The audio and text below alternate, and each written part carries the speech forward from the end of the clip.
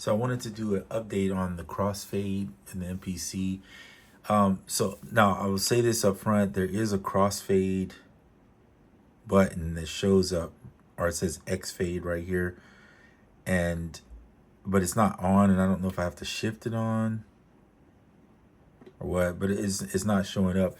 I'm not sure even how to use it. I'd have to look it up perhaps, but this is not where I would want to do it unless I just have to, because I can't overlap samples here. So usually in crossfade, you would overlap a sample. Here, I'll show you real quick. Let's go back into here. So you see how I slightly, without messing this up, here, I'll put this on here. I'll zoom in a little bit so you can see it. Let me see, nope, close that. Let's go to the arranger, there we go. Now you can see it. So you see how if you look up here where the marker is, I slid this piece over by holding this, but you have to, hold the bottom, and you'll see you can slide it over a little bit. So I'm gonna pull this one back here. So you have to have a sample that's long enough to do this. And usually what you do is you would crossfade these in, like in a DAW, you would just draw, the faders would be here on the corner, and then you would just, it would allow you to crossfade because you have an overlap sample. Well, this one does have fade in and out, which you can do, but it messes up the sample when you do that. It doesn't, it's good for fade, literally just fading in and out something, but it's not good when you're trying to crossfade. For some reason, it doesn't do well. So my suggestion for anybody interested in what I'm talking about, which is crossfade, you can do automation. If I'm not mistaken, if these two are on different tracks, I think you can draw, you can draw in a crossfade maybe. That'd be one way. Let me see if I can undo that. Now I'm messing up stuff over here. But for me, that's gonna be not the route I would go, just because I'm not precise enough on this thing without a mouse to get that fade to be smooth enough. So I'm not even gonna touch that. I'm just gonna overlap the sample where I think it fades out better. So I cut, this sample was like a big chunk of audio, right? I cut it in half, and that leaves all that space between the two. So I'm gonna put one at the edge, and then I'm gonna just take the other one and overlap it a little bit. And then usually you would flatten that, right? But you wanna make sure that if you do it, your sample, see how that drops like that? I don't want that drop. So I have to go in and go to this right here and find a point where it drops that I'm okay with that. And it's not that point. I'd prefer to pull this out a little bit further, then grab this one and then go over the top a little bit further, just to get it to be more of a smoother.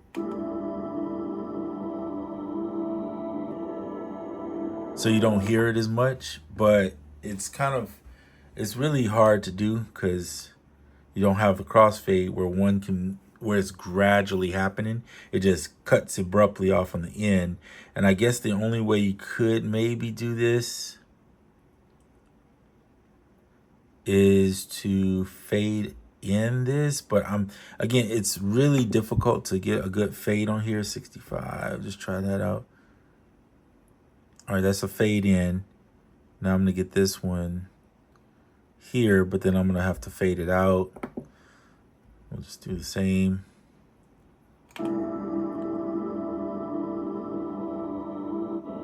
See, then you get that where it kind of jerks. So it really, the fade fades fast, so that's not it. It's not working. And then this one will fade back we'll put it back at 0. So I don't know, it's just a feature that I use in the DAW sometimes when I'm trying to connect or blend parts and have them gradually go into the other one. And it's super easy on a DAW, but obviously on here it's not going to be the case. So I was thinking you could use the automation and draw the fade in, but because it fades, you would have to have these, I think, on separate tracks to do that. And I don't, but I could, you could always duplicate the track. You could go in to the arranger minimize that. Hold this down, and I think, if I'm not mistaken, maybe it's up here, edit. I know you can copy the events, but I was thinking, that's another thing. Is it on here really to do that? Because it might be easier in here to do that, just have two different tracks, if there's a way to do it. Bounce to a sample. We don't want to flatten it yet because we're still kind of in the sample. Because you could do a gradual fade, maybe. I think that would work too. Okay, so there's a copy track. I wonder if it lets you... Yeah, you can't just pull... So you could copy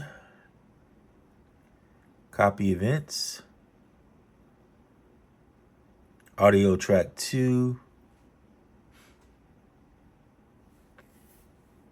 Sequence 1 from audio track 2 to sequence 1 audio 2-1. I guess it's replace. Yeah, okay.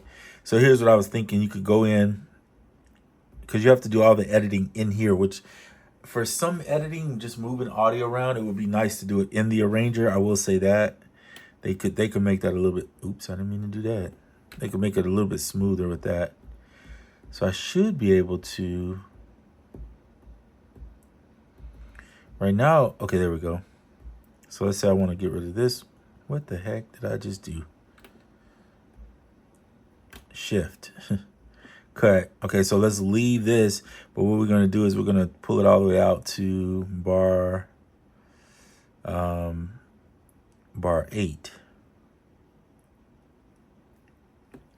All right, so then you go into the other one up here. Go into the editor and get rid of this one. And then you would take this bar out to bar 9.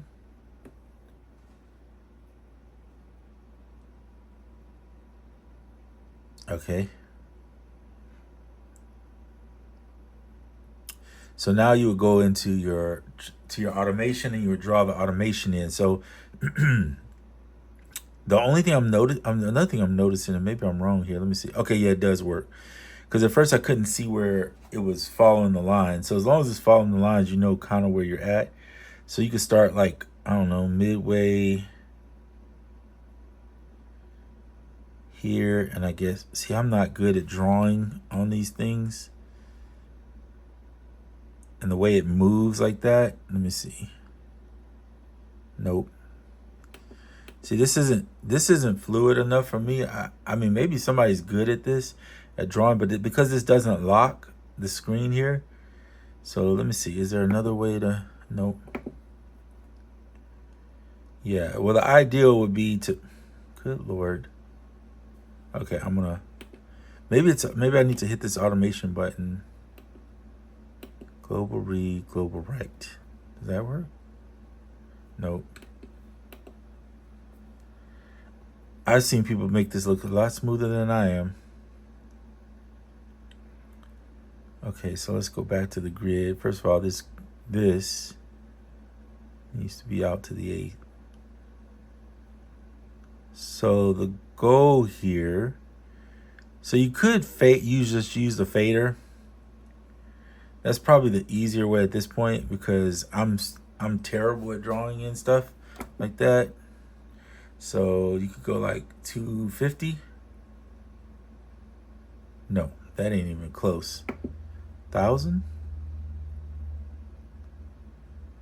Oh, that's the out. I'm tripping. Yeah. Okay, go to the end, because this is the end, right? You wanted to go in. So let's go 500 and try that again. That's okay. Let's try 1,000, because we wanted to gradually fade in. Good Lord, 2,000? 4,000. Okay, that's excessive. 3, 5. Okay, so 3500 gets you that full fade there. And then you would have to go back up. Did I put that on the wrong thing?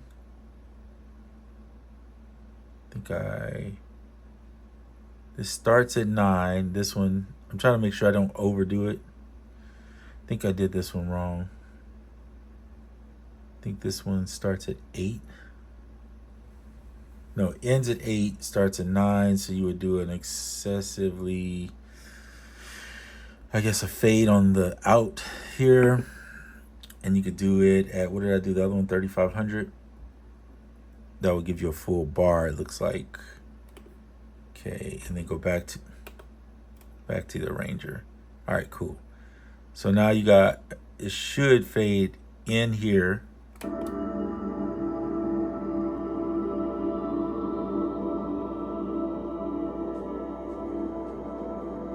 That's pretty smooth.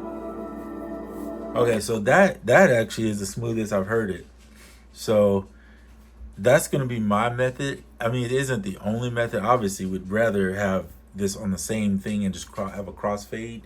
But since there's not technically a crossfade in that essence, you can overlap the sample a little bit and then do like a 300, looks like 3500 on the fade, and let it just fade. It'll give you more of a gradual fade in and out.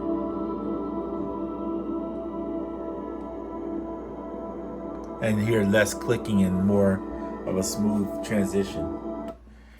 So there you have it. I'm gonna zoom in so we can get a good picture there to see what you probably need to do to do it where it sounds smooth. The other option is chop the samples and just play the samples in time and hope that you get your time. Well, you could always adjust the MIDI note, I guess. I was hoping to do this with audio because it's so easy on a DAW to just take 2 pieces of audio and have them crossfade so that they this is like the old school crossfade when you didn't have a crossfade option. You had to do all this extra. And then the other way would be if they had a crossfade option, you just throw them in there. The fades are cool, but I don't like them with the subtle fade. I prefer it more with it needs to gradually fade. But I guess that would depend on what I'm using it for. And in this particular case, it's for kind of a pad, so it needs to be gradual. But anyway, at least it works. I mean, you see you can do it. It's just one of those things where you just have to go back to thinking the old school way. And but yeah, I'm glad to see it at least works. All right, so this is my solution until somebody tells me a better one that can be a smoother one. Let me say that. It's not as better, it's just smoother way and a quicker way to be able to crossfade like this. All right, that's it for this video. I'm out.